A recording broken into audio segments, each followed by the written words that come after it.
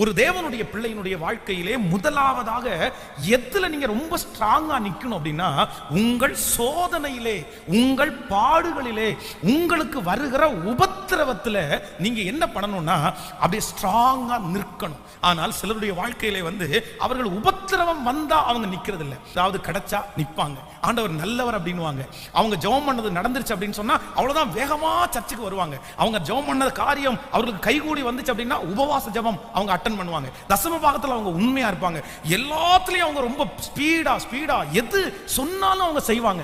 ஆனா கொஞ்சம் உபத்திரவம் அவங்களுக்கு வந்துச்சு அப்படின்னா அவங்களால நிற்க முடியாது. நான் ஏன் சர்ச்சுக்கு வரணும், நான் ஏன் பைபிள் வாசிக்கணும், நான் ஏன் ஜெபம் பண்ணணும்? ஆனால் ஒன்று நினைத்துக் கொள்ளுங்கள், ஆண்டவர் உங்களை எப்ப ஆசீர்வதிப்பார் அப்படின்னா, உங்களுடைய வாழ்க்கையிலே சோதனை காலம் ஒன்று வரும்போது அந்த பரீட்சையில ஆண்டவருடைய பிள்ளைங்க என்ன பண்ணணும் அப்படின்னா நிற்கணும்னு ஆண்டவர் எதிர்பார்க்கிறார்.